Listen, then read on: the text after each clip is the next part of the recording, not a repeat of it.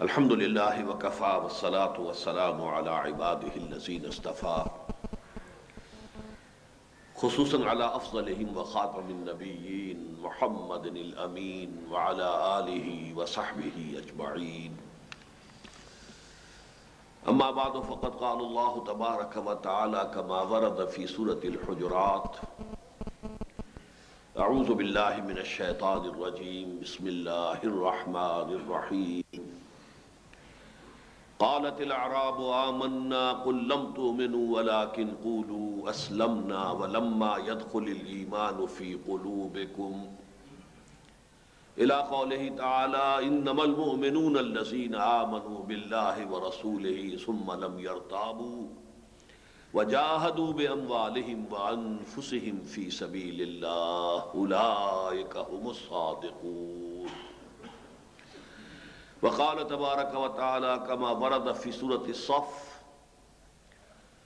یا ایہا الذین آمنوا هل ادلکم علی تجارت تنجیکم من عذاب علیم تؤمنون باللہ ورسولہ وتجاہدون فی سبیل اللہ باموالکم وانفسکم ذالکم خیر لکم ان کنتم تعلمون وقال جل وعلا كما ورد في نفس السورة ان الله يحب الذين يقاتلون في سبيله صفا كأنهم بنيان مرصوص صدق الله العظيم رب اشرح لي صدري ويسر لي امري واحلل عقدة من لساني يفقهوا قولي اللهم ربنا الهمنا رشدنا واعذنا من شرور انفسنا اللهم ارنا الحق حقا وارزقنا اتباعه وارنا الباطل باطلا وارزقنا اجتنابه اللهم وفقنا لما تحب وترضى اللهم وفقنا ان نجاهد في سبيلك باموالنا وانفسنا اللهم ارزقنا شهادة في سبيلك آمین یا رب العالمین۔ آپ حضرات کے علم میں یہ بات آ چکی ہوگی اخباری اعلان کے ذریعے کہ آج مجھے حقیقت جہاد کے موضوع پر گفتگو کرنی ہے۔ جہاد کی ہمارے دین میں کیا اہمیت ہے، اس کی کیا حیثیت ہے، اس سے پہلے میں تذکرہ کرنا چاہوں گا کہ آج دنیا میں جہاد کے بارے میں بہت سی غلط فہمیاں اور بڑے مغالطے ہیں۔ خاص طور پر یہ ابھی جو حال ہی کا زمانہ ہے، اس میں تو واقعہ یہ ہے کہ مغربی میڈیا جو ہے اس نے جہاد کے لفظ کو گالی بنا دی۔ جہاد جہاد جہاد اس انداز سے کنٹیمپچوسلی اور حقارت آمیز انداز میں اس لفظ کو پروناؤنس کیا جا رہا ہے، تو اس نے گویا کہ گالی کی حیثیت اختیار کر دی ہے مغربی میڈیا کی حد تک۔ اس ضمن میں مغالطے بہت سے مسلمانوں کے اندر بھی ہیں، اور جو مغالطے دنیا میں قائم ہوئے ہیں ان میں اگرچہ اغیار کی جو دشمنی ہے اس کو بھی دخل ہے، جان بوجھ کر بھی انہوں نے اس سلسلے میں مغالطے پیدا کیے ہیں، لیکن ہماری اپنی غلطیوں کو بھی دخل حاصل ہے۔ ہماری اپنی غلطیاں کیا ہیں؟ سب سے پہلے یہ کہ ہم نے جہاد کو مترادف قرار دے دیا جنگ کے۔ جہاد مساوی ہے قتال کے، حالانکہ یہ غلط ہے۔ جہاد کی طرح قرآن مجید کی مستقل اصطلاح ہے قتال۔ جہاد فی سبیل اللہ، قتال فی سبیل اللہ، دو اصطلاحات بالکل ہم مانی تو نہیں ہو سکتی۔ پھر نمبر دو یہ کہ مسلمان جب بھی جنگ کرے یہ جہاد فی سبیل اللہ ہے، حالانکہ مسلمان فاسق اور فاجر ہو سکتا ہے۔ مسلمان جو ہے کوئی بدقماش حکمران، وہ صرف اپنی حکومت بڑھانے کے لیے اور اپنے ریونیوز بڑھانے کے لیے وہ اگر جنگ کر رہا ہے کہ اور علاقے اس کے قبضے میں آ جائے، جہاد فی سبیل اللہ تو نہیں ہے۔ تو مسلمان جب بھی جنگ کرے گا وہ گویا کہ جہاد ہو جائے گا۔ پھر چونکہ جنگ ہر وقت نہیں ہوتی، لہذا جو دین کے مستقل تصورات ہیں ان میں سے جہاد خارج ہو گیا۔ اس کو ہم نے یوں کہا کہ جہاد جو ہے وہ در حقیقت یہ فرض عین ہے ہی نہیں، فرض کفایہ ہے۔ اس سے ہماری اپنی نگاہوں میں جہاد کی اہمیت اور اس کی فرضیت جو ہے وہ ختم ہو گئی۔ یہ تین غلطیاں ہماری اپنی ہیں۔ اب میں چاہتا ہوں کہ آپ بنیاد سے اس بات کو سمجھنے کی کوشش کریں کہ جہاد کا اصل مفہوم کیا ہے، اس کے لفظی معنی کیا ہے، لغوی مفہوم کیا ہے، اصطلاحی مفہوم کیا ہے۔ دیکھیے جہاد کا لفظ بنا ہے جوہد سے، جوہد کے معنی کوشش. جہاد جو ہے باب مفعلہ میں اس کا مصدر ہے، مجاہدہ یا جہاد، یہ دونوں بالکل مساوی ہیں.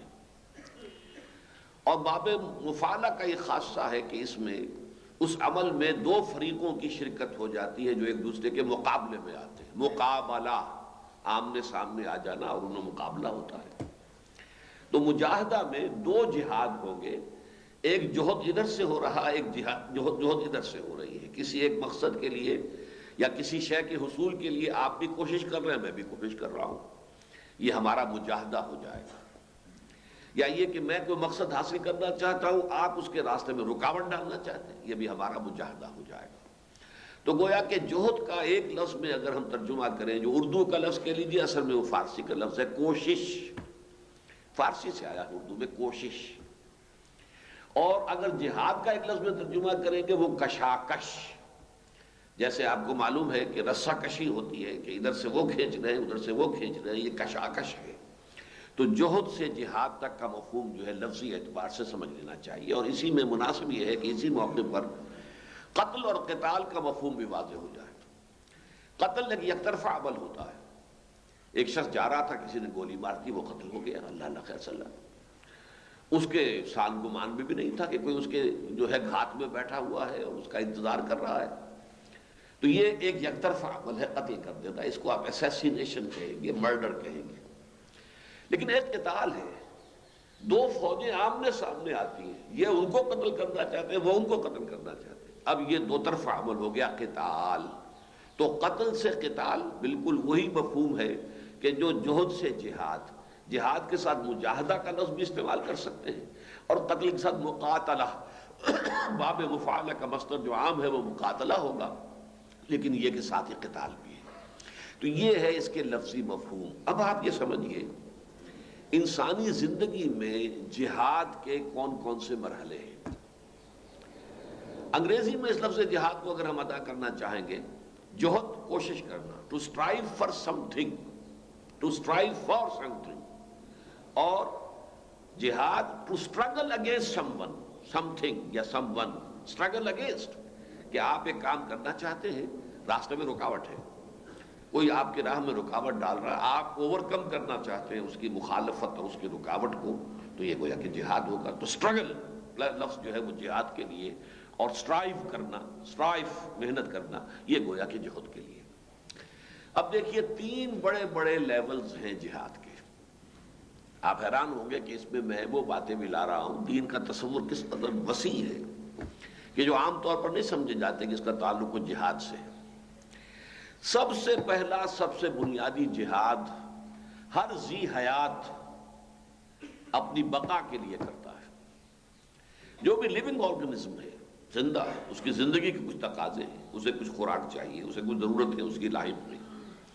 اس خوراک اور ضرورتوں کے حصول میں اس کا مقابلہ ہوتا ہے، کمپٹیشن ہے. اس کا نام ہے اسٹرگل فار ایگزسٹنس، بقا کے لیے جہاد. ہر زندہ جو بھی ہے، ظاہر بات ہے کہ جو مردہ ہے بغیر حیات، اب ظاہر بات ہے کہ کوہ ہمالیہ کھڑا ہے، اسے کوئی سٹرگل کرنے کی ضرورت نہیں ہے، اس سے تو کوئی آئے تو اپنا سر پھوڑ لے، اسے کوئی سٹرگل نہیں کرنی.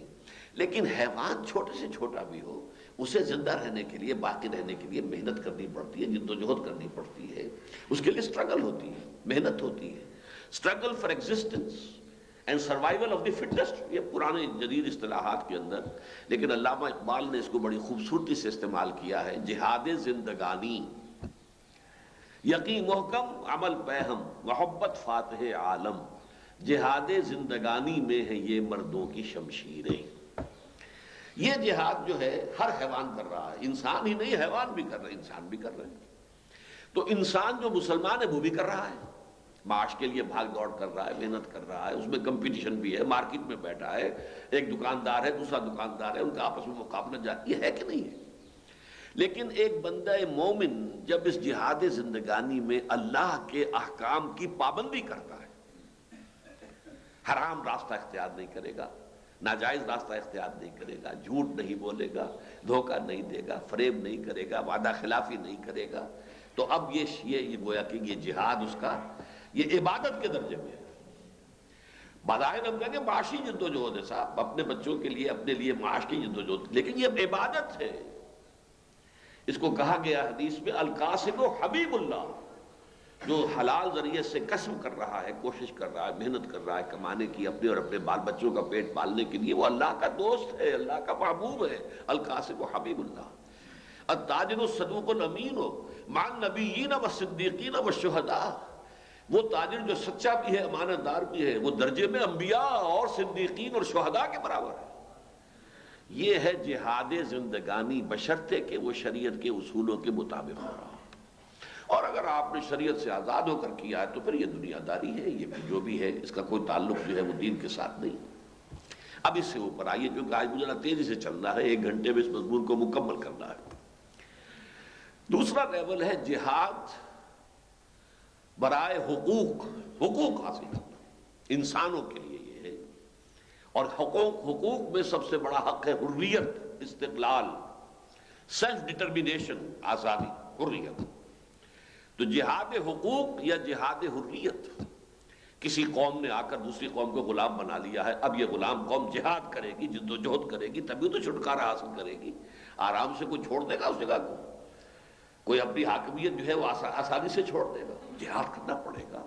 یہ جہاد، یہ جدوجہد جو ہے، اس لیے کہ آپ چاہیں گے آزادی حاصل کرنا، حکمران چاہے گا آپ کو غلام رکھنا، ہوگی کشاکش، رسہ کشی ہو گئی کہ نہیں ہوگی، تصادم ہو گیا کہ نہیں ہو گیا؟ تو جہاد حریت جو ہے، جہاد فی الحقوق میں سب سے بڑا جہاد حریت ہے کہ ہر انسان کا حق ہے کہ وہ آزاد ہو، سوائے اللہ کے کسی اور کی غلامی نہ ہو، انسان پر انسان کی غلامی نہ ہو۔ انسان سب کے سب اللہ کے غلام تو بن جائیں، لیکن کوئی انسان کا غلام نہ ہو۔ لہذا یہ جہاد بھی جب مسلمان کرے گا، جہاد حریت، اور اگر حدود اللہ کی پابندی کرتے ہوئے کرے گا تو یہ بھی بہت بڑا عبادت کا اور بہت بڑا نیکی کا کام ہوگا۔ اور اس میں اگر کوئی جان دے دے گا تو وہ اللہ تعالیٰ کی راہ میں شہید ہونے کا مرتبہ حاصل کرے گا۔ جہاد حریت معمولی شے نہیں۔ اب ظاہر بات ہے یہ جہاد مسلمان بھی کرتا ہے، ہندو بھی کرتا ہے۔ ہندوؤں نے بھی سٹرگل کی تھی کہ نہیں کی تھی انگریز سے غلامی سے نجات حاصل کرنے کی؟ افریقہ کے ممالک نے بھی، جتنے بھی کولونیل رولرز تھے، ان سے آزادی حاصل کی ہے، سٹرگل کی ہے، محنت کی ہے۔ ابھی حال ہی میں آپ کو معلوم ہے جنوبی افریقہ میں اپارٹھائیڈ جو تھا اس سے نجات حاصل کرنا کوئی آسانی سے تو نہیں ہوا، کتنی محنت، کتنی مشقت، کتنی قربانیاں دینی پڑی ہیں، تب جا کر وہ گورا راج وہاں ختم ہوا ہے۔ تو اس حوالے سے جدوجہد، لیکن مسلمان جب کرتا ہے اس کو، اور وہ اللہ کے حقوق، اللہ کے حدود، اللہ کی پابندیاں، اللہ کے احکام کے اندر کرتا ہے، تو پھر اس کا معاملہ بالکل مختلف ہو جاتا ہے۔ یہ بھی عبادت ہے، بہت بڑی نیکی ہے، اور اس میں جان دے دینا بھی شہادت فی سبیل اللہ ہے۔ لیکن اب آیا تیسرا لیول جہاد کا۔ تیسرا لیول ہے نظریے اور نظام کی بنیاد پر جہاد، اور اس کی اصل کیا ہے؟ عدل کے قیام کے لیے جہاد۔ عدل بھی ایک بہت بڑی ویلیو ہے، جہاں حریت، عدل، انصاف، کوئی کسی پر ظلم نہ کرے، کوئی کسی کا حق نہ مارے، کوئی کسی کو دبائے نہ، کوئی ڈسکریمنیشن نہ ہو، بلکہ اس عدل کے ساتھ معاملہ ہو رہا ہو، معاشی استحصال نہ ہو، سیاسی جبر نہ ہو۔ یہ تمام چیزیں ہیں کہ جو مطلوب ہے، مقصود ہے۔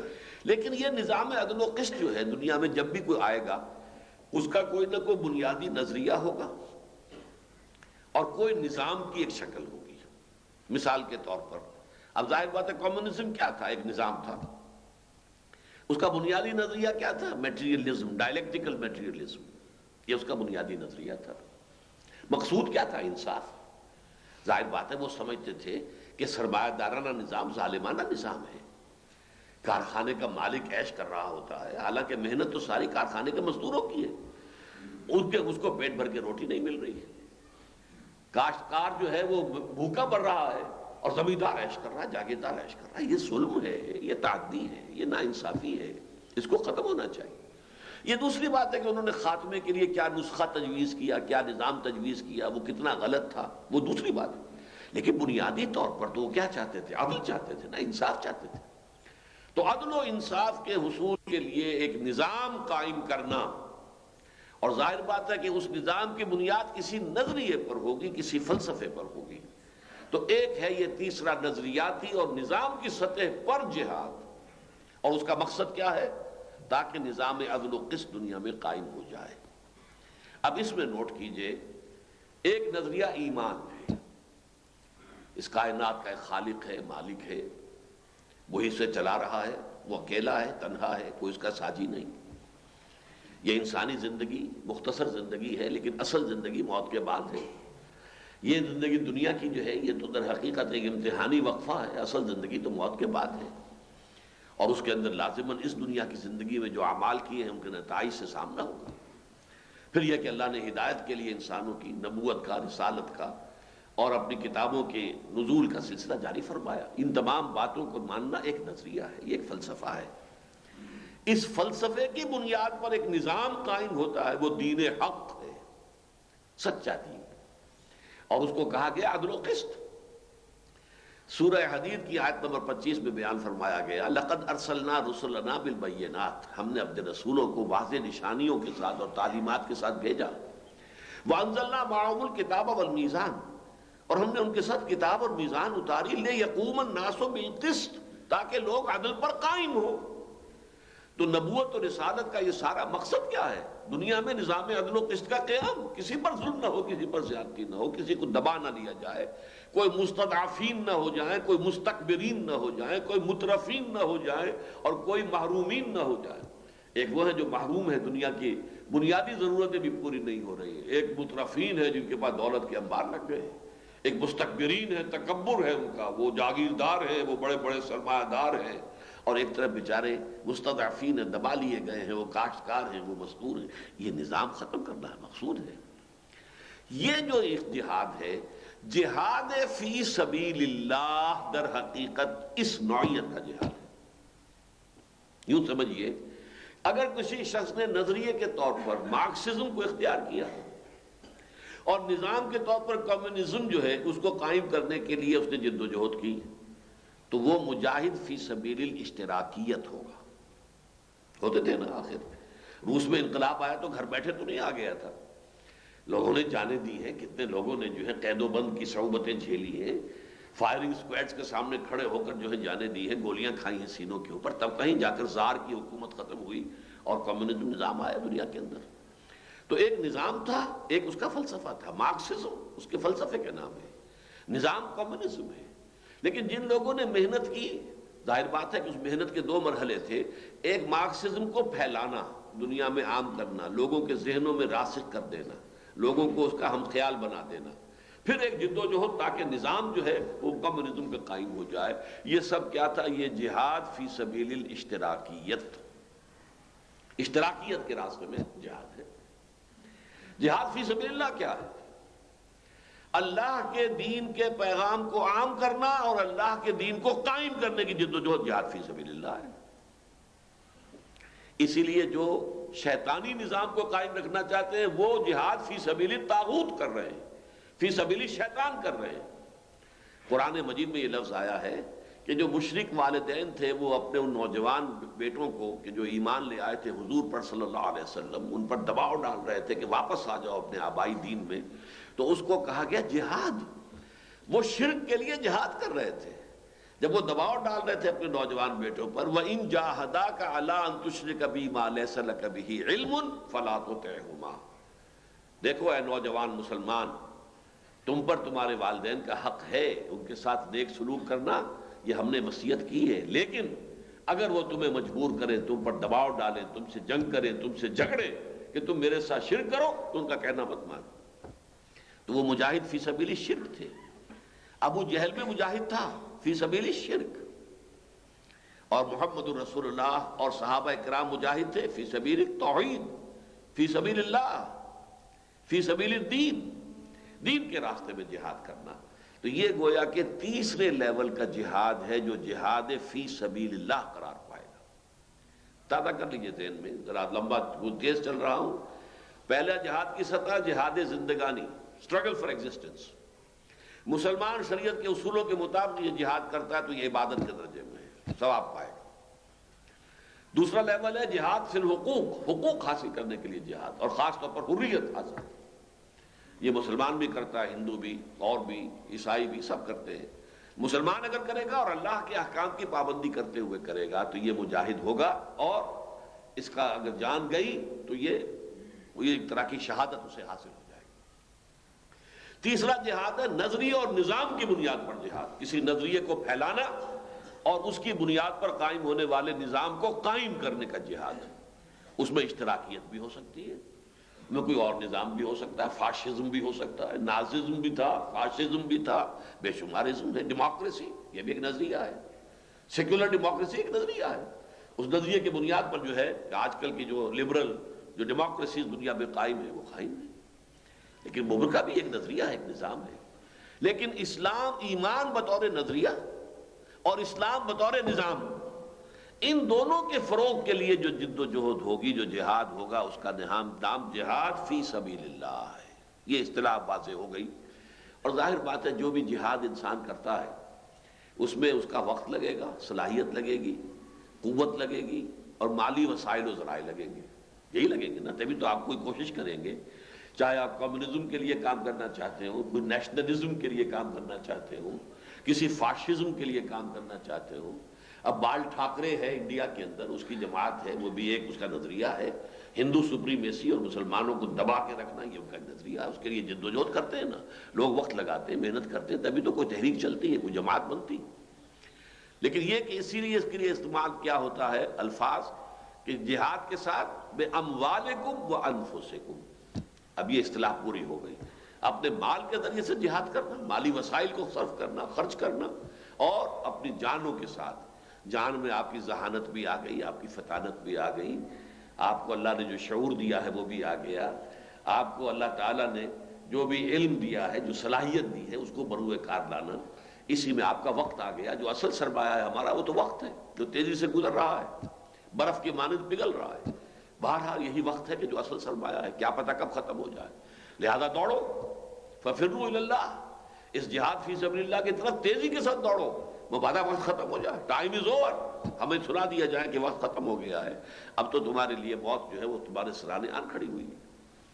یہ جو جہاد فی سبیل اللہ ہے، اب دیکھیے آج 3 کا حصہ آئے گا۔ پہلے میں نے 3 مین لیولز گنوا دیے آپ کو جہاد کے: جہاد زندگانی، اسٹرگل فار ایگزسٹنس، جہاد حقوق، جہاد حریت، فریڈم اسٹرگل، جہاد نظریے اور نظام کی بنیاد پر، اور اسی کے قبیل میں آئے گا جہاد فی سبیل اللہ، نظریے یعنی ایمان کو پھیلانا، اور نظام یعنی اسلام کو، دین حق کو قائم کرنا، اس کی جد و جہد جو ہے وہ جہاد فی سبیل اللہ ہے۔ اس میں جان بھی کھپے گی، مال بھی کھپے گا۔ اب اس کے 3 لیولز ہیں۔ سب سے پہلا لیول کیا ہے؟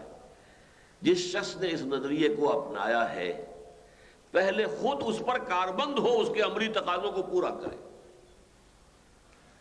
اللہ کو مانا ہے، اللہ کے احکام پر چلو، رسول کو مانا ہے، رسول کے فرامین پر عمل کرو، ان کو اپنا آئیڈیل بناؤ، ان کو اسوہ قرار دو، ان کے اسوہ حسنہ کی پیروی کرو۔ قرآن کو مانا ہے، قرآن کے ڈوز اینڈ ڈونٹس ان کی پابندی کرو، اور اس راستے میں اگر کوئی رکاوٹ آتی ہے تو اس رکاوٹ کو اوور کرنے کی جد و جہد کا نام جہاد ہے۔ اب اس میں 3 رکاوٹیں آتی ہیں، 3 کا حصہ چلے گا آج۔ سب سے پہلی رکاوٹ ہمارا اپنا نفس ہے۔ اللہ کہتا ہے نماز پڑھو، نفس پر بھاری ہے، کس قدر تم پہ گراں صبح کی بیداری ہے، ہم سے کب پیار ہے، ہاں نیند تمہیں پیاری ہے۔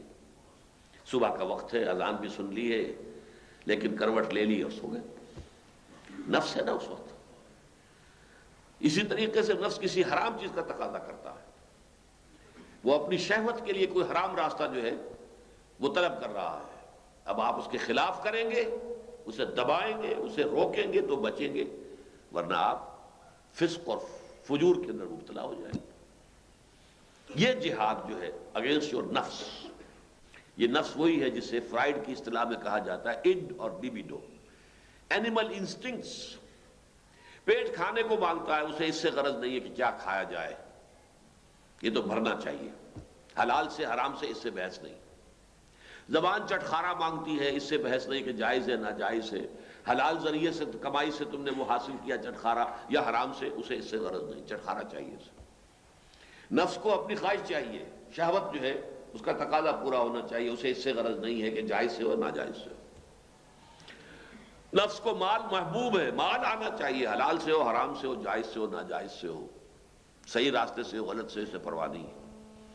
اس نفس کے خلاف جہاد، اور اس جہاد کو اس حد تک کہا گیا کہ حضور نے فرمایا المجاہد من جاہد نفسہ، اصل مجاہد تو وہی ہے جو اپنے نفس کے خلاف جہاد کر سکے۔ نفس کے خلاف جہاد کیا نہیں اور دنیا کے جو اور دشمن ہیں باہر کے اللہ کے، ان کے خلاف جہاد کے لیے نکل کھڑے ہوئے، تو اصل دشمن تو تمہارے اپنے گھر کے اندر بیٹھا ہوا ہے، تمہارے اپنے وجود کے اندر بیٹھا ہوا ہے یہ نفس۔ ان النفس لامارۃ بالسوء، یہ نفس جو ہے یہ تو در حقیقت نیک بدی ہی کا حکم دینے والا ہے۔ اس نفس کو سپورٹ کرنے والی دو چیزیں ہیں، ایک غیر مرئی ہے، جنات، شیاطین جن، عزازیل، ابلیس لعین اور اس کا لشکر، وہ وسوسہ اندازی کرتا ہے، وہ ہماری خواہشات میں پھونکے مارتا ہے، اسے مشتعل کرتا ہے، ہمارے نفس کے اندر چاہتا ہے کہ ہوائے نفس جو ہے وہ تیز ہو جائے، لہذا اس کے خلاف بھی جہاد کرنا پڑے گا۔ ان الشیطان کان لکم عدوا فاتخذوہ عدوا، یہ شیطان ہے مسلمانوں تمہارا دشمن ہے، اسے دشمن سمجھو۔ اور یہ شیطان وہ ہے انہو یراکم ہوا وقبیلہ من حیث لا ترونہم، وہ تم پر وہاں سے حملہ آور ہوتا ہے جہاں سے تم اسے دیکھ نہیں سکتے، وہ بھی اور اس کے لشکری بھی، جنات ہمیں نظر نہیں آتے، وہ ہم پر حملہ آور ہوتے ہیں۔ اور ان الشیطان یجری من الانسان مجری الدم، وہ تو خون کی طرح گردش کر جاتا ہے انسان کے وجود میں۔ جب نفس کے اندر وہ اس نے تحریک پیدا کر دی تو پورا نفس جو ہے وہ در حقیقت وجود کے اندر ہی پورے کے اندر گویا کہ وہ نفس شیطان جو ہے وہ اس کے اندر حلول کر گیا۔ تیسری چیز کیا ہے؟ معاشرہ غلط ہے، اس کے رجحانات غلط ہیں، اس کے رواج غلط ہو گئے ہیں، وہ ایک غلط رخ پر جا رہا ہے۔ یہ جو معاشرہ چل رہا ہے یہ آپ کو بھی ادھر ہی دھکیل رہا ہے جدھر وہ چلنا چاہتا ہے۔ اس کے خلاف آپ چلنا چاہتے ہیں تو بہت سٹرگل کرنی پڑے گی۔ آپ کو معلوم ہے کہ کوئی ایک بھیڑ، کوئی جلوس بہت ڈنس قسم کا وہ ایک طرف کو جا رہا ہو تو اس سمت میں جانا بہت آسان ہے، اس کے خلاف جانا بہت مشکل ہے۔ ہو سکتا ہے بڑی مشکل سے کندھے سے ادھر سے ادھر سے راستہ بنا کے 4 قدم جائیں اور پھر کوئی ایک ریلا آئے اور وہ آپ کو 10 قدم پیچھے لے جائے، تو ہو سکتا ہے۔ معاشرے کے خلاف جدوجہد یہ نمبر 3۔ ایک ہے چلو تم ادھر کو ہوا ہو جدھر کی، ایک یہ کہ نہیں نہیں نہیں، ہمیں چلنا ہے اپنے راستے پر، ہمیں چلنا ہے اللہ اور اس کے رسول اور قرآن کے راستے پر، معاشرے کے راستے پر نہیں چلنا۔ ایک نظریہ یہ ہے کہ زمانہ باتوں نے سازت تو بعض زمانہ بے ساز، زمانہ تمہارے ساتھ سازگاری اختیار نہیں کرتا، تم زمانے کے ساتھ سازگاری کر لو۔ نہیں، یہ صحیح نہیں ہے، یہ کسی باہمیت اور باغیرت انسان کا شیوا نہیں ہے۔ باہمیت اور باغیرت انسان کا شیوا کیا ہے؟ زمانہ باتوں نے سازت تو بعض زمانہ ستیس، زمانہ تمہارے ساتھ اگر سازگاری نہیں کر رہا تو زمانے سے لڑو۔ یہ 3 جہاد ہیں فرسٹ لیول پر، کہ جب میں نے اللہ کو مانا، آخرت کو مانا، قرآن کو مانا، رسول کو مانا، تو اپنی زندگی میں اس چیز کو نافذ کرنے کے لیے، عملاً اختیار کرنے کے لیے مجھے اپنے نفس کے خلاف جہاد کرنا پڑے گا، مجھے شیطان اور اس کی فوج کے خلاف جہاد کرنا پڑے گا، اور مجھے معاشرے کے جو بگڑے ہوئے غلط رجحانات ہیں اور اس کا جو دباؤ ہے اس کے خلاف جہاد کرنا پڑے گا۔ اسی ضمن میں ایک حدیث اور سن لیجئے کہ حضور سے پوچھا گیا ای الجہاد افضل یا رسول اللہ، اے اللہ کے رسول سب سے افضل جہاد کون سا ہے؟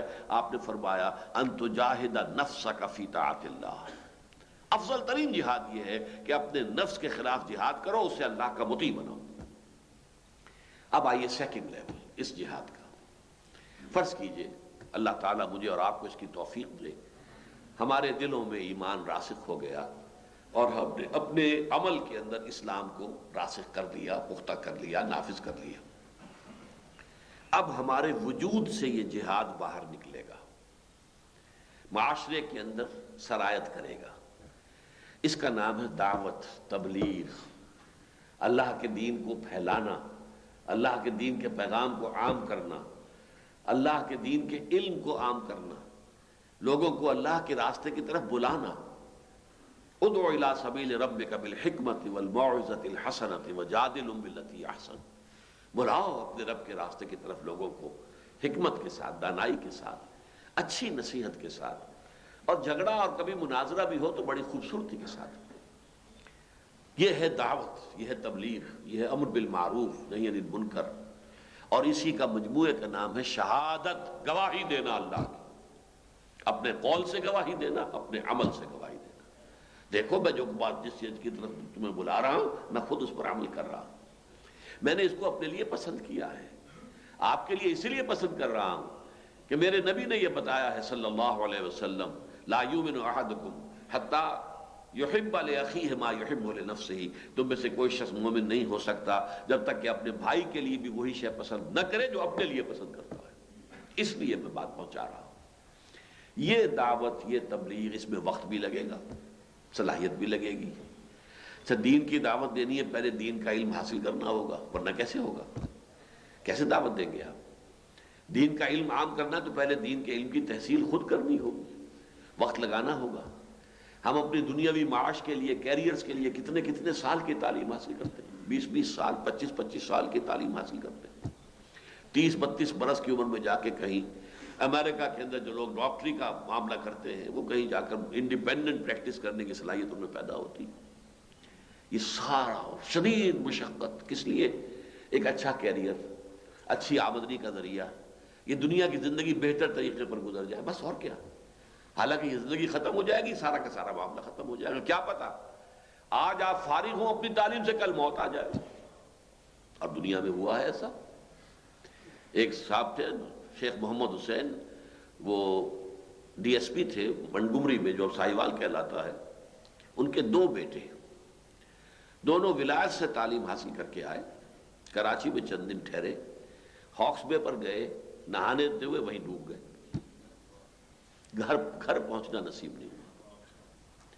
تعلیم کہاں سے حاصل کر کے آ رہے ہیں؟ 7 سمندر پار سے تعلیم حاصل، کتنے سال لگائے ہوں گے، کتنے پیسے خرچ کیے ہوں گے، کتنی محنت کی ہوگی، ایک غیر ملک میں جا کر رہنا، اس کی ساری مشقتیں برداشت کی ہیں، واپس آئے ہیں تو ابھی منگمری نہیں پہنچے، کراچی ہی میں صرف سیر کے لیے ٹھہر گئے ہیں اور ہاکس بے پر گئے اور ڈوب گئے۔ اور ان میں سے ایک ہمارے استاد ہوتے تھے ڈاکٹر امیر الدین مرحوم مغفور، ان کے داماد تھے۔ یہ کچھ ہوا دنیا کے اندر، لیکن اس کے لیے کتنی محنت ہے۔ تو ظاہر بات ہے کہ جو جہاد جو ہے وہ جہاد کس لیے؟ جاہدوا فی اللہ حق جہادہ، اللہ کے لیے جہاد کرو جتنا کہ جہاد کا حق ہے۔ لِيَكُونَ الرَّسُولُ شَهِيدًا عَلَيْكُمْ وَتَكُونُوا شُهَدَاءَ عَلَى النَّاسِ، تاکہ رسول تم پر گواہی دے کہ اللہ تیرا لایا ہوا دین، تیرا پہنچایا ہوا دین جو میرے پاس آیا تھا جبرائیل کے ذریعے، میں نے انہیں پہنچا دیا تھا، اور یہی تم گواہی دے سکو اے اللہ تیرے نبی کے ذریعے سے جو دین ہمیں ملا تھا ہم نے نوع انسانی تک پہنچا دیا تھا۔ لیکن اگر نہیں پہنچاؤ گے تو مجرم قرار پاؤ گے اللہ کی نگاہ میں، خدا نہ خواستہ بالفرض محال اگر حضور دین نہ پہنچاتے، کیوں میں گالیاں سنوں، کیوں میں وہ کام کروں جس سے مجھے لوگ پاگل کہیں، مجنون کہیں، شاعر کہیں، ساحر کہیں، کاذب کہیں؟ یہ تھا کہ نہیں؟ گھر میں بیٹھ جاتے حضور معاذ اللہ ثم معاذ اللہ ثم معاذ اللہ، تو بتائیے کیا معاملہ ہوتا اللہ کی نگاہ میں؟ سب سے بڑے مجرم وہ ہوتے۔ آپ کے پاس ہم نے پیغام بھیجا تھا نوع انسانی کے لیے، آپ کا فرض تھا کہ اسے پہنچائے۔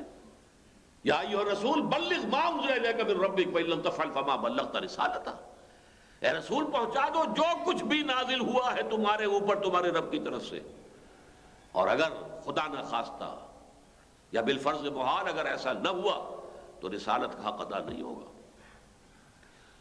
فَلَنَسْأَلَنَّ الَّذِينَ أُرْسِلَ إِلَيْهِمْ وَلَنَسْأَلَنَّ الْمُرْسَلِينَ، ہم محاسبہ کریں گے، پوچھ گچھ کریں گے ان سے بھی جن کی طرف رسولوں کو بھیجا، اور ان کو بھی جنہیں رسول بنا کر بھیجا۔ تم نے پہنچا دیا تھا یا نہیں؟ اے اللہ ہم نے پہنچا دیا تھا، اب تم جواب دو، تمہیں دین کا پیغام مل گیا تھا؟ جی مل گیا تھا، تب کیا کیا؟ اب آؤ۔ یہ ہے جہاد فی سبیل اللہ کی دوسری منزل۔ اس کی بھی 3 سب لیولز ہیں، اس لیے کہ دعوت و تبلیغ جو ہے وہ ایک بسیط شے نہیں ہے۔ انسانی معاشرے میں مختلف قسم کے لوگ ہیں۔ ایک ٹاپ موسٹ ہوتا ہے انٹیلیجنسیا، انٹیلیجنسیا جسے آپ کہتے ہیں، انٹلیکچوئل مائنورٹی جسے کہتے ہیں، اس کو دعوت جو ہے وہ واعظ کے انداز میں پہنچا دینے سے وہ کام نہیں بنے گا جب تک کہ دلیل اور برہان کے ساتھ بات کرو. ریشنلسٹ ہیں، وہ عقل سے بات کرنا چاہتے ہیں. اور جب قرآن مطالبہ کرتا ہے ہاتھو برہانکم ان کنتم صادقین، تو لوگوں کو بھی حق ہے کہ وہ مطالبہ کریں کہ جو کچھ آپ ہم سے منوانا چاہتے ہیں اس کی دلیل لائیے. دلیل کے ساتھ دین کو پہنچا دینا آسان کام نہیں ہے جب تک کہ خود اس دلیل کا انسان سمجھنے والا نہ بن جائے. جبکہ وہ حکمت جس کو قرآن میں کہا گیا ہے وَمَن یُؤْتَ الْحِکْمَةَ فَقَدْ أُوتِیَ خَیْرًا کَثِیرًا، جسے حکمت عطا ہو گئی اسے تو بہت بڑا خیر اللہ نے عطا کر دیا. جب تک خود حکمت حاصل نہیں ہوگی تو حکمت کے ذریعے سے دعوت کیسے دے گا؟ ادعو الی سبیل ربک بالحکمہ، سب سے پہلا لیول ہی یہ ہے، حکمت کے ساتھ، دانائی کے ساتھ، دلائل کے ساتھ، مراحید کے ساتھ. البتہ عام لوگوں کے لیے ضرورت نہیں ہوتی اس کی. عام لوگوں کے لیے موعظۃ الحسنہ بڑے اچھے انداز میں، خوبصورت انداز میں اور خلوص کے ساتھ، اخلاص کے ساتھ، کو اپنی دھونس جمانی مقصود نہ ہو، یہ خیال نہ ہو کہ میں تو بہت اونچا ہوں، یہ گھٹیا ہے، میں اسے بات پہنچا رہا ہوں. نہیں، قطعاً نہیں، اس قسم کا کوئی خیال نہ آئے. اننی من المسلمین، میں بھی مسلمانوں میں سے ہوں. بھائی میں بھی گناہگار آدمی ہوں، لیکن میں نے یہ راستہ اختیار کیا ہے، حتی الامکان اس پر چلنے کی کوشش کر رہا ہوں. تمہارے لیے بھی مجھے یہ بہتر معلوم ہوتا ہے، کرو، دیکھو، سوچو. یہ ہے از دل خیزت بر دل ریزت. اگر دل سے نکلے گی بات دل پہ اتر جائے گی.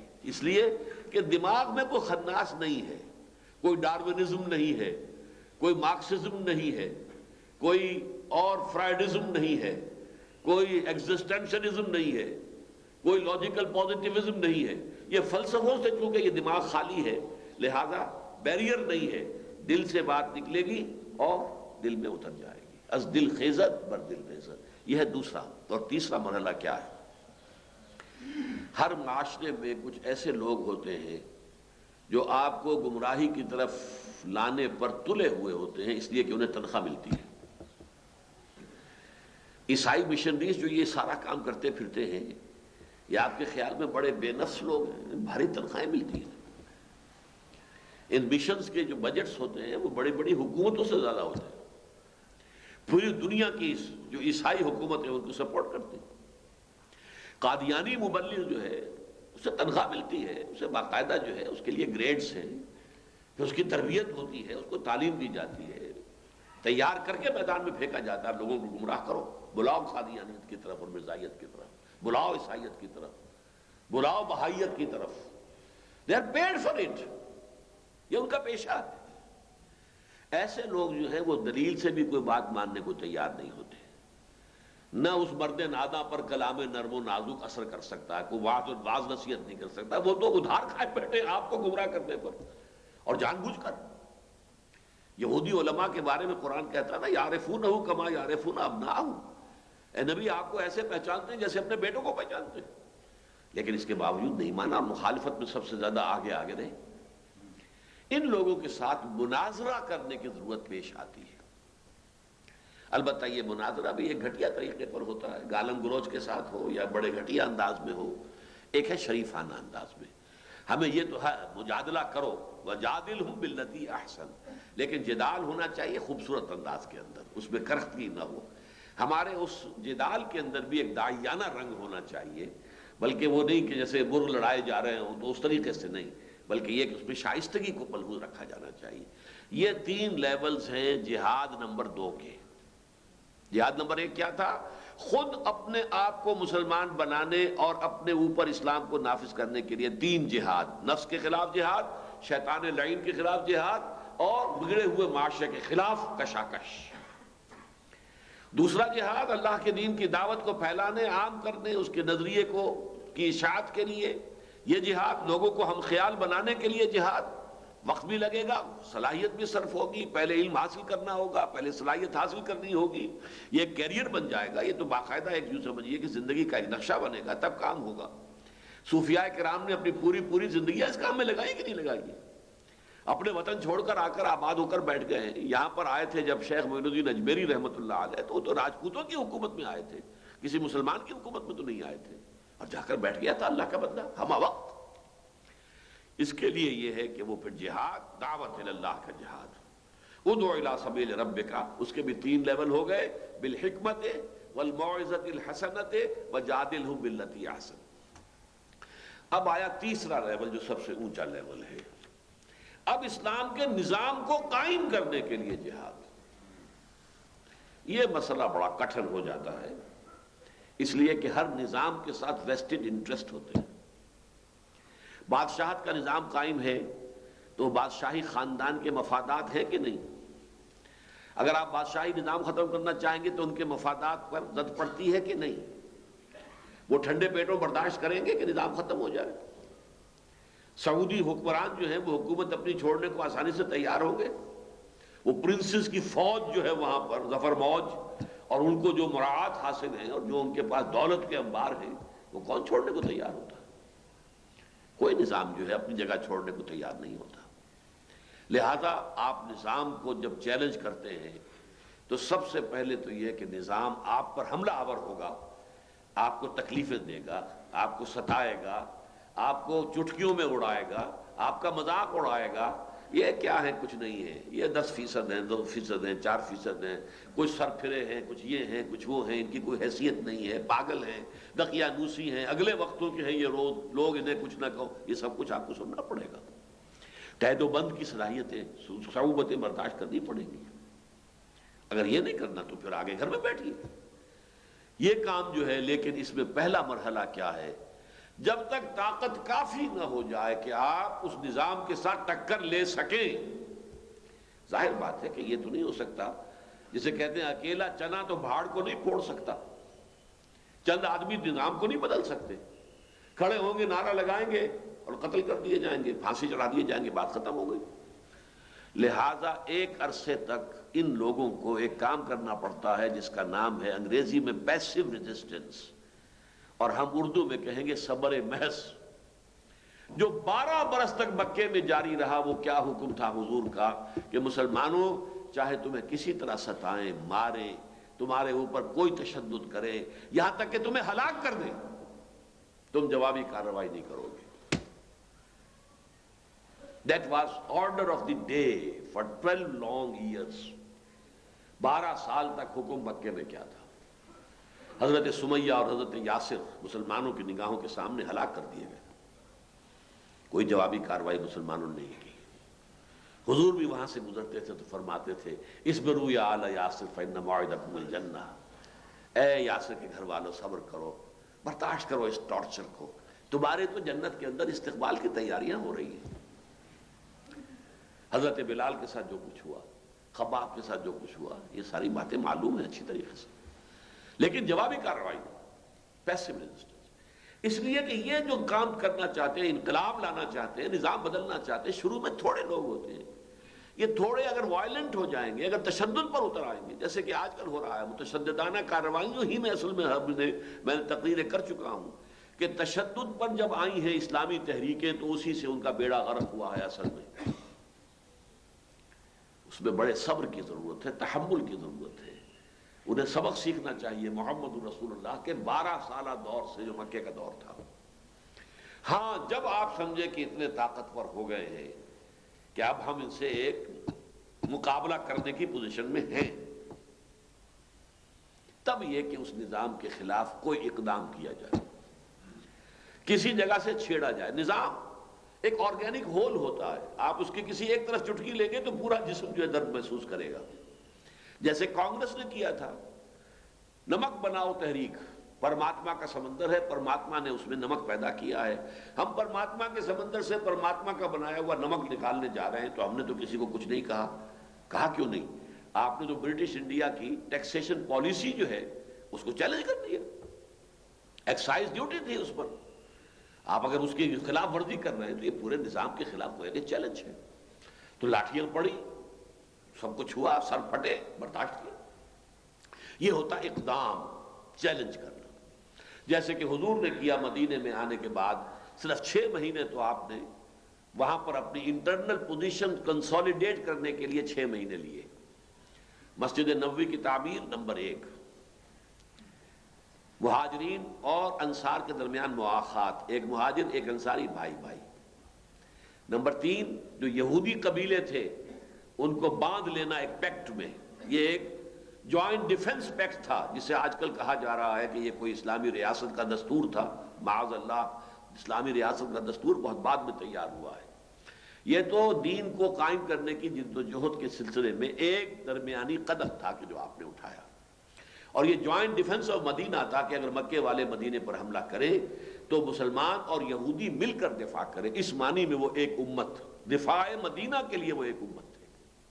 بہرحال ان 3 مہینوں 3 کام کرنے کے بعد 6 مہینوں میں آپ نے اپنے چھاپا مار دستے بھیجنے شروع کر دیے، چھیڑنا شروع کر دیا قریش، جس کے نتیجے میں پھر قریش پوری طاقت کے ساتھ 1000 کا لشکر لے کر ابو جہل جو نکلا ہے وہ اپنی پوری طاقت کے ساتھ، گویا کہ سانپ جو ہے وہ بل سے باہر نکل آیا، اس لیے کہ مکہ مکرمہ تو بلد الحرام ہے نا، اس میں تو ویسے بھی جنگ کرنا پسندیدہ کام نہیں ہے، تو سانپ کو نکال کر سر کچلا ہے بدر کے میدان میں، سانپ کو نکالا ہے پہلے مکے سے، اور اس کے لیے حضور کا اقدام تھا کہ جو اس کے لیے در حقیقت سبب بنا ہے، ورنہ کیسے نکلتے وہ تو آرام سے بیٹھے ہوئے تھے بلد الحرام کے اندر۔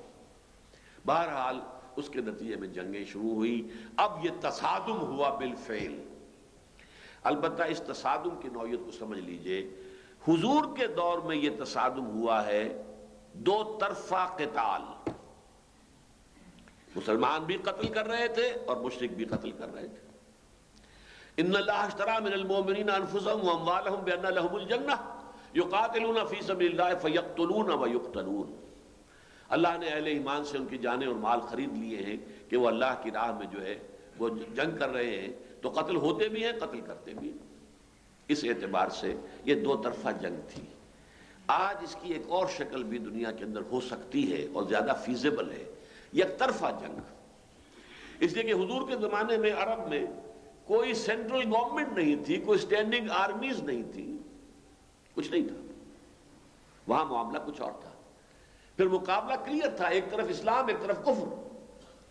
اب دنیا میں مسلمان حکومتیں، حاکم جو ہے وہ بھی مسلمان تو ہے نا، آخر پرویز مشرف صاحب بھی چاہے سیکولرزم کے داعی بن کر آ گئے ہیں تو مسلمان، حسنی مبارک بھی ہے تو مسلمان، شاہ فہد بھی ہے تو مسلمان، اس حوالے سے ادھر بھی مسلمان ادھر بھی مسلمان۔ ان حوالوں سے آج جو ہے یک طرفہ جنگ، غیر مسلح بغاوت، یہ آج کے دور میں زیادہ فیزیبل ہے، جانیں دینے کے لیے تیار ہو جائیں، جان لینا نہ جو ہے وہ اس کا خیال نکال دے دل سے، جبکہ مسلمانوں کے ساتھ مقابلہ پیش ہو رہا ہو۔ یہ کام کہ جو گاندھی نے سب سے پہلے 20ویں صدی عیسوی میں گاندھی نے وہ نقشہ دنیا کو دکھایا، اس لیے کہ اس نے کہا کہ یہ نان وائلنٹ نان کوآپریشن سے بات شروع ہوئی، ہم انگلستان کا بنا ہوا کپڑا نہیں پہنیں گے، بات ختم، ایک طرح کی بغاوت تھی۔ پھر نان وائلنٹ سول ڈسوبیڈینس، ہم نمک بنائیں گے، اس سے آگے کی ضرورت پیش نہیں آئی، اس لیے کہ سیکنڈ ورلڈ وار کے بعد برطانیہ اتنا کمزور ہو چکا تھا کہ اسے خود ہی جانا تھا بستر، یہاں سے اپنا گول کرنا ہی تھا، لہذا اس سے آگے کی ضرورت پیش نہیں آئی۔ لیکن اس سے آگے کا منظر ہمیں نظر آتا ہے ایران میں، جو فدائین نے کر کے دکھایا، فدائین کا نام ان کا نہیں تھا لیکن ایران کے اندر جو لوگوں نے کام کر کے دکھایا، اور وہ یہ کہ انہوں نے غیر مسلح بغاوت کی شاہ کے خلاف ہزاروں کی تعداد میں اپنی جانیں دے دی، تو شاہ کو بھاگنا پڑا۔ ہمارے ہاں چاہے وہ الجزائر کا معاملہ ہو چاہے مصر کا ہو، مسلمان تحریکیں جو ہے وہ وائلنٹ ہو گئی اور کرش کر دی گئی، وہاں وہ نان وائلنٹ تھے، ان آرمڈ، میدان میں آئے، سڑک پر آئے اور محاصرہ کیا اور سسٹم کو جو ہے وہ روکا، لیکن یہ کہ اس کے نتیجے میں اپنی جانیں دی کہ پھر بادشاہ کو بھاگنا پڑا۔ یہ جو لیول ہے جہاد کا، اس کی ایک شرط لازم ہے، وہ یہ ہے کہ اس تیسرے لیول پر آ کر پیسو ریزسٹنس، ایکٹیو ریزسٹنس اور تصادم یا مسلح یا غیر مسلح، بغاوت غیر مسلح، تصادم یک طرفہ، قتال یک طرفہ، جنگ یک طرفہ، اس مرحلے پر لازم ہے کہ ایک جماعت ہو، اس کا ایک امیر ہو اور اس سے سم و طاعت کے نظم میں وابستہ ہو۔ انی آمرکم بخمس اللہ امرنی بہن بالجماعت والسمع والطاعت والہجرت والجہاد فی سبیل اللہ، یہ جہاد فی سبیل اللہ کے لیے جماعت اور سم و طاعت والی جماعت، لسن اینڈ اوبے، یہ لازم ہے۔ اب میں اس جہاد کے بارے میں آپ کو میں نے جو آیات آپ کو پڑھ کر سنائی تھی اس کے حوالے سے بتا دوں کہ دین میں ان کی اہمیت کیا ہے۔ دیکھیے سورہ حجرات کی آیت نمبر 13 میں فرمایا، آیت نمبر 14 میں، قالت الاعراب آمنا قل لم تؤمنوا ولکن قولوا اسلمنا۔ یہ بدو کہہ رہے ہیں ہم ایمان لے آئے، نبی ان سے کہہ دیجئے تم ایمان ہرگز نہیں لائے ہو، بلکہ یوں کہو کہ ہم نے اطاعت قبول کر لی ہے، ہم نے اسلام قبول کر لیا ہے۔ وَلَمَّا يَدْخُلِ الْإِيمَانُ فِي قُلُوبِكُمْ، ابھی تک ایمان تمہارے دلوں میں داخل نہیں ہوا۔ یہ کلیئر ڈیمارکیشن کر دی گئی، اسلام اور ہے، ایمان اور ہے۔ تمہارا اسلام قبول، ایمان کا دعویٰ رد۔ اب اس پس منظر میں آیت نمبر 15 میں مومن کون ہوتا ہے اس کی ڈیفینیشن دی گئی، انما المؤمنون الذین آمنوا باللہ ورسولہ ثم لم یرتابوا وجاہدوا باموالہم وانفسہم فی سبیل اللہ اولئک هم الصادقون۔ مومن تو صرف وہ ہیں جو ایمان لائے اللہ پر، اس کے رسول پر، پھر شک میں نہیں پڑے اور انہوں نے جہاد کیا اللہ کی راہ میں اپنی جانوں اور مالوں کے ساتھ۔ یقیناً صرف وہی سچے ہیں اپنے دعوی ایمان میں۔ کیا مطلب ہوا؟ جہاد نہیں تو ایمان نہیں، موٹی سی بات۔ ایمان اور جہاد لازم و ملزوم۔ اس سے اگلی آیتیں میں نے آپ کو سنائی، سورہ صف، اللہ تعالیٰ نے سوال کیا، دوسرے رکوع کی پہلی آیت ہے، یا ایھا الذین آمنوا ھل ادلکم علی تجارۃ تنجیکم من عذاب الیم۔ اہل ایمان، میں تمہاری رہنمائی کروں اس راستے کی طرف، اس تجارت کی طرف، اس کاروبار کی طرف جو عذاب علیم، دردناک عذاب جہنم کا، اسے چھٹکارا دلا دے۔ چاہتے ہو چھٹکارا تو ایک کام کرنا پڑے گا، کیا ہے وہ؟ تؤمنون باللہ ورسولہ، ایمان لاؤ اللہ پر، اس کے رسول پر، جیسے کہ ایمان کا حق ہے۔ وتجاہدون فی سبیل اللہ باموالکم وانفسکم، اور جہاد کرو اللہ کی راہ میں اپنی جانوں اور مالوں کے ساتھ۔ ذالکم خیر لکم ان کنتم تعلمون، یہی تمہارے لیے بہتر ہے اگر تم سمجھو۔ اب آپ بتائیے اسلام میں جہاد کی اہمیت کیا ہے؟ جہاد نہیں تو ایمان نہیں، ایمان نہیں تو نجات نہیں۔ اور سیدھا سیدھا سورہ صف کے اندر بیان فرما دیا، اگر جہنم سے چھٹکارا چاہتے ہو تو جہاد فی سبیل اللہ اس کی شرط لازم۔ البتہ جہاد فی سبیل اللہ کے میں نے 9 منزلیں آپ کے سامنے بیان کر دیں، 3 مین سٹوریز اور ہر ایک پر 3 سب لیولز۔ جہاد نفس کے خلاف، جہاد شیطان اور اس کی فوج کے خلاف، جہاد غلط معاشرے کے خلاف، نمبر 1۔ نمبر 2، دعوت تبلیغ بالحکمہ، دعوت اور تبلیغ بالموعظۃ الحسنہ، اور دعوت و تبلیغ بالجدال باللتی ہی احسن۔ پھر نمبر 3، اقامت دین، دین کو قائم کرنے کی جدوجہد، اس میں پیسو ریزسٹنس، صبر محض، اقدام، اور پھر قتال۔ قتال کا مرحلہ آیا حضور کی زندگی میں، اب وہ قتال 2 طرفہ ہو یا یک طرفہ ہو۔ گویا کہ جہاد فی سبیل اللہ یہ 9 منزلیں ہیں، 9ویں منزل پر قتال فی سبیل اللہ آتا ہے۔ 8 منزلیں جہاد فی سبیل اللہ کی۔ جہاد عام ہے، دعوت و تبلیغ بھی جہاد ہے، اپنے نفس کے خلاف جد و جہد بھی جہاد ہے۔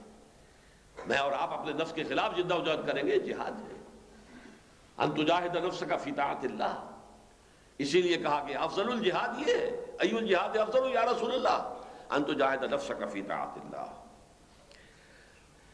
البتہ بلند ترین جہاد اللہ کے دین کے نظام کو قائم کرنے کے لیے جہاد ہے، جس میں سب سے اونچی چوٹی قتال ہے۔ یہی وجہ ہے سورہ صف کی آیت نمبر 4 ہے، ان اللہ یحب الذین یقاتلون فی سبیلہ صفا کانہم بنیان مرصوص۔ اللہ کو تو محبت ہے اپنے ان بندوں سے جو اس کی راہ میں جہاد، قتال کرتے ہیں، جنگ کرتے ہیں، صفیں باندھ کر گویا کہ سیسا پلائی ہوئی دیوار ہے۔ اب میں ایک نکتہ اور عرض کر دوں، اسلامی ریاست کے قائم ہو جانے کے بعد ایک قتال ہوتا ہے، اب اس کی توسیع۔ عرب میں حضور نے انقلاب کی تکمیل کر دی، 6 سالہ جنگ چلی وہاں، لیکن عرب میں دین قائم ہو گیا، جاء الحق وزهق الباطل ان الباطل کان زہوقا۔ اب اس کے بعد ایران، شام، مصر، یہ سب فتح ہوئے ہیں، اور فتح کے ذریعے سے وہ دین حق جو ہے اس کا دائرہ وسیع کیا گیا کہ وہاں بھی دین حق قائم ہو جائے. یہ بھی قتال فی سبیل اللہ ہے، لیکن یہ حکومت کی سطح پر ہوگا. یہ کوئی انڈیویجولز نہیں کر سکتے، یہ کوئی گروپس نہیں کر سکتے. اور آج کی دنیا میں اس کا بھی ایک بدل یہ ہو سکتا ہے. اس وقت شکل کیا تھی؟ آپ کے پاس کوئی ذریعہ نہیں تھا، اہل فارس تک دین کا پیغام کیسے پہنچا ہے؟ ممکن ہی نہیں. نہ کوئی ٹیلی ویژن ہے، نہ کوئی ریڈیو ہے، نہ اخبارات ہیں، نہ کوئی پبلیکیشنز ہیں، نہ پرنٹ میڈیا، نہ الیکٹرانک میڈیا، کوئی ذریعہ ہی نہیں. آج دنیا میں وہ کمزوری ختم ہو گئی. آج آپ کو معلوم ہے روس میں انقلاب آیا تھا، اس کے بعد انقلاب کہاں کہاں آ گیا، کیوبا کہاں ہے، کس جگہ ہے؟ اس لیے کہ وہ نظریہ تھا، نظریہ خود پھیل گیا. آج کی دنیا گلوبل ویلیج بن چکی ہے. آپ کا نظریہ پھیل سکتا ہے بغیر قتال کے بھی، اور آپ کا نظام قائم ہو سکتا ہے بغیر قتال کے بھی. اگر آپ ایک ماڈل دکھا دیں دنیا کو، یہ دیکھو بہترین نظام، آؤ ہمارے ہاں دیکھو، with your own eyes come and see، دیکھو اس کی برکتیں کیا ہیں. یہاں حریت ہے کہ نہیں ہے، دیکھ لو آ کر. یہاں مساوات ہے یا نہیں، دیکھ لو آ کر. یہاں کیا نہیں ہے؟ نو ریپریشن، کوئی یہاں جبر نہیں ہے، کوئی نو ڈسکریمنیشن. یہاں عدل ہے، یہاں مساوات ہے، یہاں کفالت عامہ ہے. ہر فرد، ہر شہری کی بنیادی ضروریات کو یہاں پر جو ہے طے کیا گیا ہے کہ وہ ریاست کے ذمے ہے. آ کر ماڈل پیش کر دیں، دنیا خود بخود قبول کرے گی، اس لیے کہ یہ تو برکات ہے اس کی. لیکن یہ کہ اس کے باوجود اگر کہیں اس کی ضرورت پیش آئے تو جیسے کہ صحابہ کرام نے جو فوجیں نکلی ہیں تو ان فوجوں نے کیا کیا تھا؟ 3 آلٹرنیٹیوز پیش کیے تھے. وہ شام ہو، ایران ہو، کوئی ہو، جا کر کیا کہا؟ اگر اسلام لے آؤ ہمارے بھائی ہوگے، برابر کے حقدار ہو جاؤ گے. ہم یہ نہیں کہیں گے ہم سینئر مسلمان ہیں تم جونیئر ہو تو ہمارے حق زیادہ ہیں تمہارے حق نہیں، نہیں نہیں، بالکل برابر کے. میرے کندھے سے کندھا ملا کر کھڑے ہو، آؤ مسجد کے اندر، آپ اسلام لاؤ. اگر یہ منظور نہیں ہے تو دین حق کا غلبہ قبول کرنا پڑے گا. ہم تمہیں مجبور نہیں کرتے کہ تم مسلمان ہو جاؤ، تم رہو یہودی رہو، عیسائی رہو، ہندو رہو، سکھ رہو، پارسی رہو، جو چاہو رہو. تمہارے مذہبی حقوق محفوظ رہیں گے، عقیدہ تمہارا، تمہاری عبادات سب محفوظ رہیں گی. تمہیں حق حاصل ہوگا اپنی اولاد کو اپنے مذہب کی تلقین اور تعلیم دینے کا بھی حق حاصل ہوگا. تمہارے وہ حقوق ہوں گے، پرسنل لاء میں تمہیں پوری آزادی. لیکن دین حق جو ہے اس کے لیے وہ تو ہمیں لازم نافذ کرنا ہی کرنا ہے. اس کو تو ہم نے تو اگر تم دین حق کی سپریمیسی قبول کر لو تو تم ہندو رہو، پارسی رہو، عیسائی رہو، جو چاہو رہو. اور اگر یہ بھی منظور نہیں ہے تو آؤ پھر میدان جنگ میں تلوار ہمارے اور تمہارے درمیان فیصلہ کرے گی. دور خلافت راشدہ میں فوجوں نے یہی 3 آلٹرنیٹیوز پیش کیے. آج بھی اس کا امکان ہے، اس کو ہم رد نہیں کر سکتے. دور خلافت راشدہ کی کوئی چیز ہو، اسے کوئی بھی آج یہ نہیں کہہ سکتا وہ منسوخ ہو گئی، نہیں. البتہ اگر اس کا بدل اس کے بغیر، جنگ کے بغیر حاصل ہو جائے، آپ کے نظریات پھیل سکتے ہیں. آپ اگر فرض کیجئے اللہ تعالی ہمیں توفیق دے دے، پاکستان میں واقعتاً ایک اسلامی ریاست قائم ہو جائے، اسلامی معاشرہ قائم ہو جائے. تھوڑی سی جھلک جو ہے طالبان نے دکھائی تھی افغانستان میں تو پوری دنیا نے کیسی تعریفیں کی ہیں. ایک طرف ان کا جو پورا جہاد تھا ان کے خلاف، وہ پروپیگنڈا کر رہے تھے، لیکن وہ جو 2 لڑکیاں تھیں کہ جو ان کی قید میں رہی، ان سے پوچھیے ان کی گواہی کیا تھی. کیا کسی اور ملک کے اندر یہ قید میں رہتی تو بچ کر آ جاتی؟ اور انہوں نے کہا کہ ہمیں ایسے رکھا جیسے بہنوں کو رکھتے ہیں، اور ہم تو دوبارہ وہاں جانا چاہیں گے. یہ گواہی دی کہ نہیں دی؟ اور وہاں امن و امان کی کیا کیفیت تھی پورے افغانستان کے اندر. اب جو ہے وہ اب یاد کر رہے ہیں، اخبارات میں پڑھ لیجئے، یاد آ رہے ہیں اب ان کو طالبان کے دن، اس لیے کہ اب ہر جگہ جو ہے خطرہ ہے، اندیشہ ہے. لڑکیوں کے جو انٹرویو آ رہے ہیں، میں نے ندائے خلافت میں آج ہی صبح مضمون پڑھا ہے جو کہ نوائے وقت سے ماخوذ ہے. وہ لڑکیاں کہہ رہی ہیں کہ اب ہم جو ہے باہر نکلتے میں ڈرتے ہیں، ہمیں خطرہ ہے، ہمیں اندیشہ ہے. یہ معاملہ، لیکن طالبان کے وقت یہ ضرور تھا برقع لے کے نکلو بھائی ٹھیک ہے، لیکن یہ کہ کسی عورت کو کوئی اندیشہ نہیں تھا، کوئی خوف نہیں تھا. اسی کو دیکھ کر ہمارے فرزند اقبال ڈاکٹر جاوید اقبال نے کہہ دیا تھا اگر 2-3 ممالک میں اور یہ نظام قائم ہو جائے تو پوری دنیا مسلمان ہو جائے گی. میں کہتا ہوں پاکستان ایک ایسا ملک ہے کہ اگر پاکستان میں وہ نظام قائم ہو جائے تو پوری دنیا مسلمان ہو جائے گی. اس لیے کہ یہ ملک چھوٹا نہیں ہے، یہ 14 کروڑ انسانوں کا ملک ہے، یہ تعلیم یافتہ لوگوں کا ملک ہے. یہ لوگ وہ نہیں ہے کہ جو سرے سے جو ہے جدید علوم سے ناواقف لوگوں کا ملک ہو. اگر یہاں اسلام آ جائے اور یہاں اس کی برکات پورے طور پر ظاہر ہو تو پوری دنیا مسلمان ہو جائے گی. اس حوالے سے یہ ہے۔ باقی جو ایک چھوٹی سی بحث چھیڑ دی ہے ہمارے صدر صاحب نے جہاد اکبر اور جہاد اصغر کے حوالے سے، تو میں نے پہلے بھی عرض کر دیا تھا، لیکن اس میں چونکہ اس کا اپنا علیحدہ ویڈیو بن رہا ہے اور آڈیو بھی بن رہا ہے، تو اس کو سمجھ لیجئے کہ وہ ایک تو بات غلط ہے۔ اگر حضور نے وہ بات فرمائی بھی ہے، اگرچہ محدثین کے نزدیک جو ہے سند کے اعتبار سے اس کا پایہ بلند نہیں ہے، مضبوط نہیں ہے، لیکن اگر کہا ہے تو آپ نے غزوہ تبوک سے واپسی پر کہا ہے، اور اس کو اس اعتبار سے کہا ہے کہ اب تبوک سے واپسی کے بعد ہمیں، جسے آپ کہتے ہیں کریک ڈاؤن، اب منافقین پر کریک ڈاؤن کرنا ہے۔ اس وقت تک منافقین کے خلاف حضور نے کوئی اقدام نہیں کیا، بدترین سازشیں انہوں نے کی، بدترین سکینڈلز انہوں نے اٹھائے، حضرت عائشہ صدیقہ رضی اللہ تعالی عنہ پر تہمت لگائی، غزوہ احد میں 300 کی تعداد میں مسلمانوں سے کٹ کر آ گئے عین وقت کے اوپر، جبکہ سب بندی ہو رہی تھی تاکہ مسلمانوں کا مورال ایک دم گر جائے۔ اتنے بڑے بڑے اقدامات پر بھی ان کے خلاف کوئی کارروائی نہیں ہوئی۔ کیوں نہیں ہوئی؟ قبائلی معاشرہ تھا، گڈمٹ تھے، منافقین اوس اور خزرج کے تھے نا۔ اگر کسی اوسی کے خلاف اقدام کیا جاتا تو اوس کا قبیلہ جو ہے وہ اپنی حمایت حمیت کے اندر، ابھی وہ حمایت اور حمیت قبائلی جو ہے وہ ختم نہیں ہوئی تھی، لہذا حضور نے کوئی اقدام نہیں کیا۔ لیکن اب جب کہ آپ کا وہ جہاد جو مال کفار آخری مرحلہ تھا آپ کا، یہ غزوہ تبوک، اب آپ نے در حقیقت عمل کیا۔ اسی لیے غزوہ سورہ توبہ کے اندر وہ آیت آئی ہے، یا ایھا النبی جاہد الکفار والمنافقین واغلظ علیہم، اب ان منافقین پر سختی کیجئے، اب وہ نرمی نہ کیجئے۔ تو واپس آ کے آپ نے کریک ڈاؤن کیا ہے، ان کی بنائی ہوئی ایک مسجد کو جلا کر راکھ کیا ہے، اور ان میں سے بہت سے لوگوں کا پردہ چاک کیا ہے کہ تم منافق ہو، نکل جاؤ ہماری مجلس سے۔ اس سے پہلے یہ کام آپ نے نہیں کیا تھا۔ اس میں چونکہ اندیشہ تھا کہ کہیں کوئی قبائلی عصبیت نہ بھڑک اٹھے، اس لیے آپ نے اسے جہاد اکبر سے تعبیر کیا کہ انٹرنل سٹرائف جو ہے وہ زیادہ خطرناک ہو سکتی ہے، لہذا آپ نے کہا کہ جہاد اصغر سے جہاد اکبر کی طرف آ رہے ہیں۔ یہ اس قول کا اصل محل ہے اگر حضور نے فرمایا ہے۔ اقول قولی ھذا واستغفر اللہ لی ولکم ولسائر المسلمین والمسلمات۔